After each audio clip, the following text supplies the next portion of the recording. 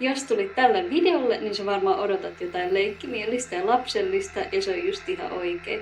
Ja tällä videolla mä siis kerron, että mitä hyötyjä meidän lapsellisuudesta ja meidän leikkimielisyydestä on muusikon alalla tai ylipäätänsä aikuisuudessa.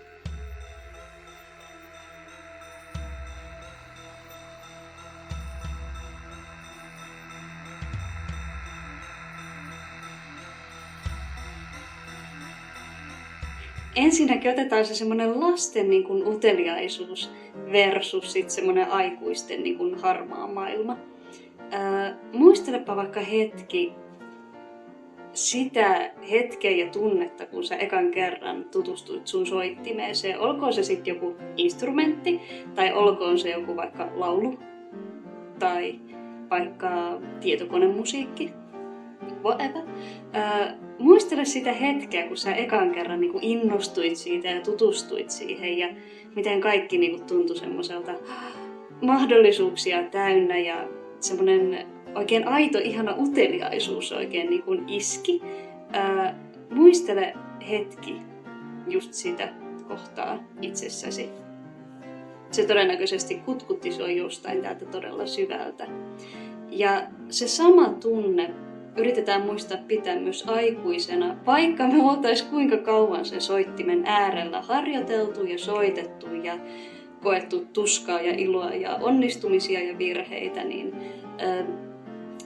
kokeillaan löytää uudestaan just se sama tunne, se sama uteliaisuus, mitä meillä lapsena tai vähän vanhempana ihmisenä, mutta semmoinen lapsen tyylinen uteliaisuus, että mitä tästä soittimesta saa, mitä tästä laulusta saa, mitä mä pystyn kehitellä tästä, mitä kaikkia mahdollisuuksia mulla on tämän kanssa. Ja ylipäätään, että miksi tämä instrumentti just mua innosti, mikä tässä mua kiinnosti, mikä siinä viehätti silloin, kun ekan kerran siitä innostuin. Ja miten tätä voi siis käyttää sitten muusikkona, niin mietitään niitä hetkiä, jolloin sä koet, että kaikki on pakkopullaa tai semmoista ei niin mukavaa.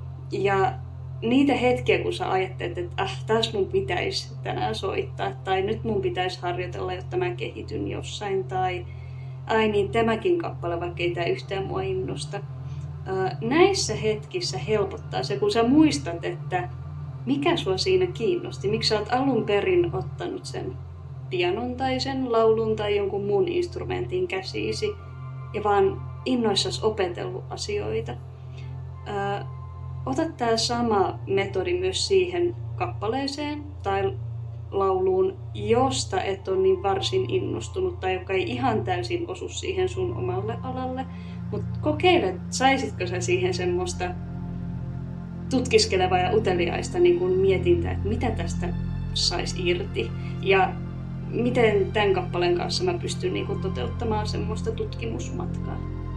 Ja tästä me päästään aasinsiltana siihen, että tavallaan mikä on meidän leikkimielisyys versus sitten suorittaminen.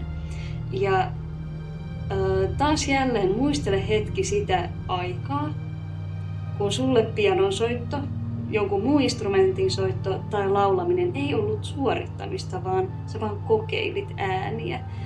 Sä etsit, että miltä joku ääni tuntuu, loit äänimaailmoja, ehkä joskus tunneilla tullut tehtyä semmosia, että miltä sade kuulostaa ja sitten on yrittänyt soittaa tai laulaa jotain, tehdä ääniä, tehdä jonkinlaisia melodioita.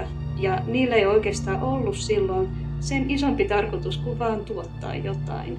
Tämä idea pitäisi myös pitää meidän aikuisena silloin, kun me ollaan muusikoita mukana, koska se ajatus on se, että meidän ei ole pakko eikä meidän pidäkään äänistä tehdä sen enempää kuin mitä me se ääni tuotetaan tai soitetaan.